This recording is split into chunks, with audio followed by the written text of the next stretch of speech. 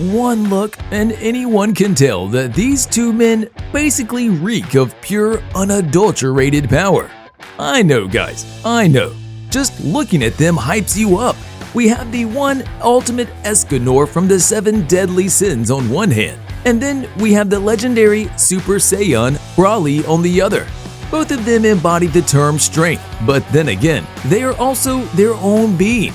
As always, this video is going to be a detailed introspection of these two characters. We'll dive into their backgrounds, innate nature, abilities, and power levels. That's right, there's a lot to talk about in this video, so just grab yourself some soda and sit tight. There's going to be a lot of power in this video, starting with their backgrounds. Escanor was born as the Prince of Kingdom Castellio. He wasn't born strong, and his brother was always mean to him. In fact, he used to get bullied by his brother. However, one day, a power called Sunshine awakened within him. Or should I say, it chose Escanor as its new host. He just casually broke his brother's arm without even realizing it. This led to a series of events where his parents disowned him, and his own kingdom declared him the enemy. Everyone was after him, but thanks to a lady named Rosa, he was able to escape through the sea. Unfortunately, wherever he went, everyone saw him as a monster, and when he returned to the kingdom in search of Rosa, he realized that his kingdom had been destroyed, and Rosa was nowhere to be found. He did eventually meet Rosa though, but that's a story for another time. Then there is Broly.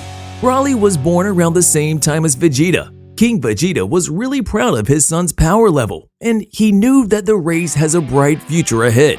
Which is why, imagine his surprise when a random nobody son is born with a power of over 9,000. It's 10,000 to be more precise. King Vegeta sent him away to a barren planet called Vampa. But right after landing on that planet, Broly sees the moon and transforms into the Great Ape. Then, sometime during his childhood, Broly notices a shooting star. It is actually Goku's space pod, and he's being sent to Earth. This is how Broly's background goes in the wake of the canon Dragon Ball Super movie. In hindsight, both Broly and Escanor were basically abandoned by their own people for being too strong. Though, how strong are they exactly? Let's talk about it. As the strongest member of the 7 Deadly Sins, Escanor becomes a pure menace after the sun shows its face. He made members of the 10 Commandments shudder in fear, and was even able to one-shot Melodius during the One. The thing about Escanor's powers is that he gradually begins to get stronger when the sun starts to come out. He reaches the absolute pinnacle of power at noon, but then from there on out, he starts getting weaker and reaches his absolute low at midnight. Putting it simply, Escanor is a glorified solar panel. This is the nature of his sunshine ability. Every second from dawn, his power level increases by 5 points. It's not just his powers that evolve. The same goes for his physical appearance and personality. The levels of this ability can be classified as daytime, nighttime, and the One. At daytime, Escanor grows taller and becomes this super muscular dude with an equally cool mustache. His physical strength and endurance become extraordinary, and just pure magic starts oozing from his body. His magical aura is potent enough to melt things around him to ashes. Of course, when the sun goes down and it's nighttime, he goes back to his super skinny self. He is now even weaker than an average human, and his power level is 15. But then there is the One, otherwise referred to as the vainglorious existence across heaven and earth. This is the point in the day when Escanor becomes invincible. It happens at noon when the sun is at its peak. For the duration of 1 minute, all of Escanor's stats practically explode out of proportion. But hey, we can still get much higher. Escanor was able to use his own life force as fuel to not only continue using the One state, but also greatly enhance its power. He became so strong that he could even rival the Demon King. This form of Escanor is dubbed the One Ultimate, and it is quite literally the last resort. At his peak, Escanor's power level was estimated to be 798,000. Now, a little bit about Escanor's legendary attacks. He can use Super Slash at daytime, but it is just as the name implies, a Super Slash from his axe. But of course, Escanor's arsenal of attacks also significantly involves during the One. There is Divine Sword Escanor. He was able to destroy Zeldris' ominous nebula using a swiping motion with just his hand. And then there is the Divine Spear Escanor. He pretty much just thrust his index finger at his opponent, and that's enough. Next, there are his weapons. We have a giant and pristine axe that is named Rita. It's been said that Rita was a maiden loved by the sun. Then we also have the magic glasses, which allow him to suppress his daytime form whenever needed. In the past, Escanor used to carry around a large spear, but this was over 10 years ago. Alright, so that was the man, the myth, the one, the ultimate Escanor. Moving on, we have Broly, the legendary Super Saiyan. Born with a power level of 10,000, Broly was an anomaly among anomalies.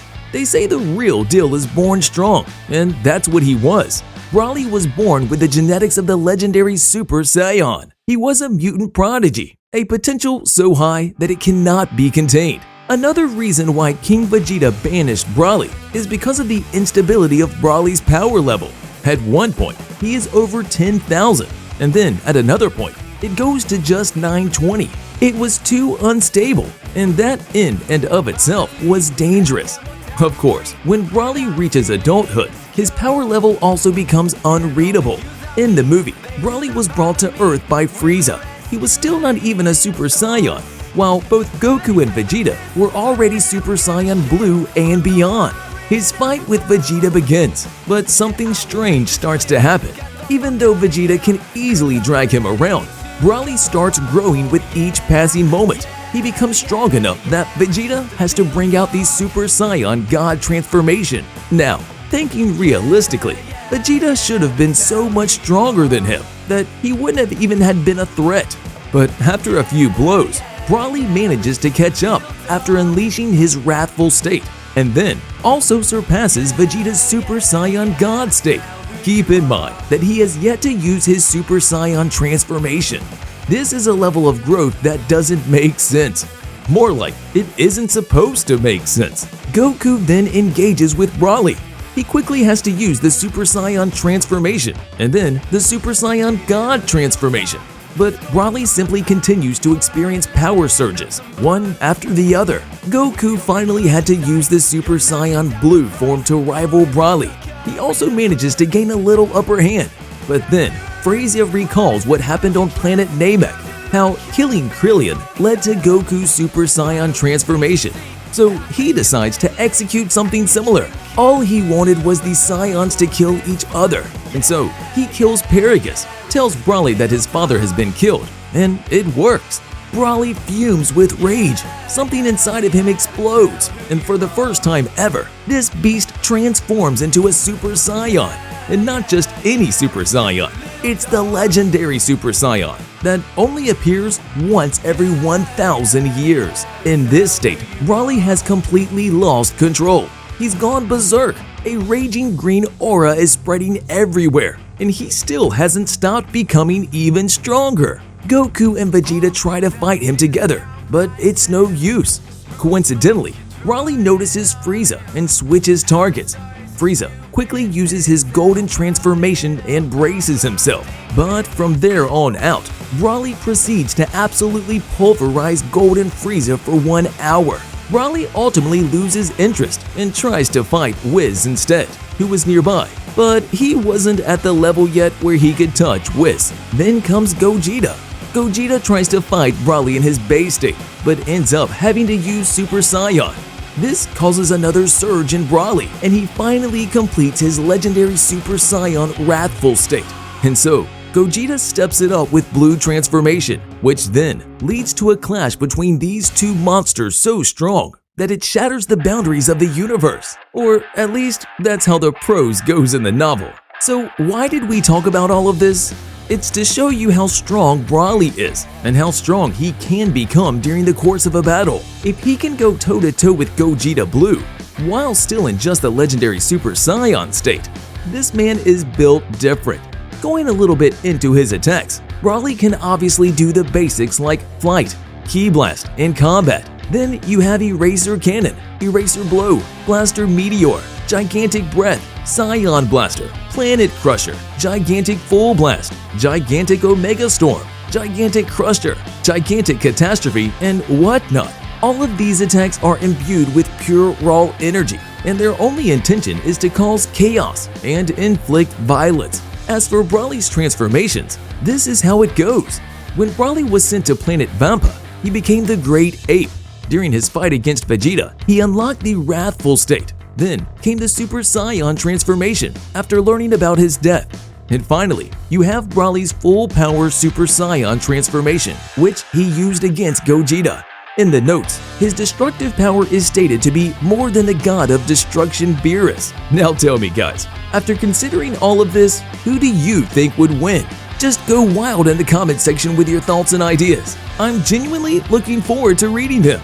Like and subscribe to the channel for free cookies, share this video with your friends, and see what they have to say. Well then, with that said, I'll see you guys on my next video.